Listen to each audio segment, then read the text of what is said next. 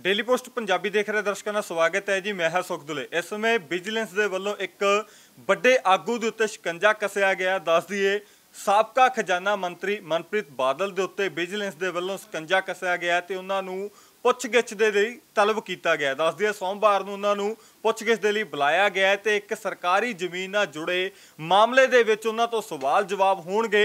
एक सरकारी जमीन की बिक्री नूं लैके जिहड़ा मामला सामने आया, सूत्रां के हवाले तो खबर मिल रही है कि विजिलेंस विभाग के वलों साबका खजाना मंत्री मनप्रीत सिंह बादल नूं नोटिस भेजा गया है तो सोमवार नूं तलब किया गया पुछगिछ के लिए। दस दिए एक सरकारी जमीन की बिक्री नूं लैके मामला सामने आया। जदों मनप्रीत बादल खजाना मंत्री सन उस समय एक सरकारी जमीन की बिक्री हुई सी ते कहा जा रहा है कि यह जमीन मनप्रीत बादल के करीबियां दे वल्लों खरीदी गई सी ते इस जमीन नूं घट रेट के उत्ते बेचण दे इल्जाम ने। तां इस मामले दे विच पुछगिछ होनी है, सवाल जवाब होणगे। विजिलेंस दे वल्लों साबका खजाना मंत्री मनप्रीत सिंह बादल नूं जिहड़ा बुलावा भेजा गया है, नोटिस भेजा गया है ते सोमवार नूं उन्हां नूं तलब किया गया। दस दिए मनप्रीत बादल पिछले कुछ महीनों तो दौरान बीजेपी दे विच शामिल हुए सी। इस तो पहला कांग्रेस दे विच सन ते वोटां तो बाद वो बीजेपी दे विच शामिल हो गए सी। तां हुण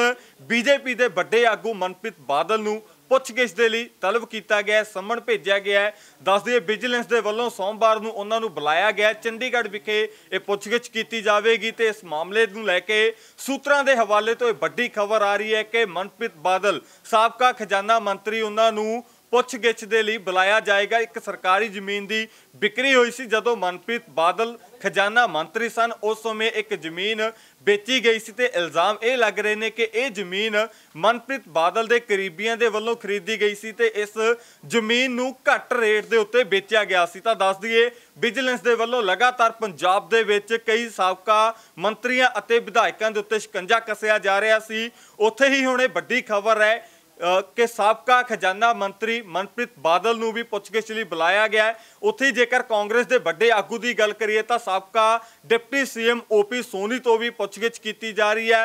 उन्होंने हिरासत दे विच लिया गया सी। तां लगातार विजिलेंस दे वल्लों साबका विधायकों अते मंत्रियों के उत्ते शिकंजा कसया जा रहा है। साधू सिंह धर्मसोत तो भी लगातार पुछगिछ की गई सी। उत्थे ही कई ਵੱਡੇ ਜਿਹੜੇ ਮੰਤਰੀ ਰਹਿ ਚੁੱਕੇ ਨੇ ਕਾਂਗਰਸ ਦੀ ਸਰਕਾਰ ਦੇ ਵਿੱਚ, ਪਿਛਲੀ ਸਰਕਾਰ ਦੇ ਵਿੱਚ, ਤਾਂ ਉਹਨਾਂ ਤੋਂ ਲਗਾਤਾਰ ਪੁੱਛਗਿੱਛ ਕੀਤੀ ਜਾ ਰਹੀ ਆ। ਉੱਥੇ ਹੀ ਹੁਣ ਬੀਜੇਪੀ ਦੇ ਵਿੱਚ ਸ਼ਾਮਲ ਹੋਏ ਕਾਂਗਰਸ ਦੇ ਵੱਡੇ ਆਗੂ ਮਨਪ੍ਰੀਤ ਬਾਦਲ ਤੋਂ ਵੀ ਪੁੱਛਗਿੱਛ ਕੀਤੀ ਜਾਵੇਗੀ। ਸੋਮਵਾਰ ਨੂੰ ਵਿਜੀਲੈਂਸ ਦੇ ਵੱਲੋਂ ਉਹਨਾਂ ਨੂੰ ਬੁਲਾਵਾ ਭੇਜਿਆ ਗਿਆ ਹੈ।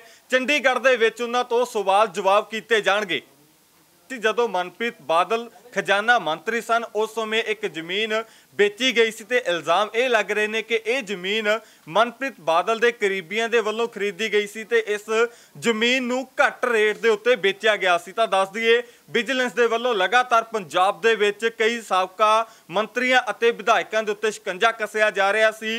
उत्थे ही हुणे वड्डी खबर है कि साबका खजाना मंत्री मनप्रीत बादल नूं भी पुछगिछ लई बुलाया गया है। उत्थे जेकर कांग्रेस के वड्डे आगू की गल करिए तो साबका डिप्टी सीएम ओपी सोनी तो भी पुछगिछ की जा रही है।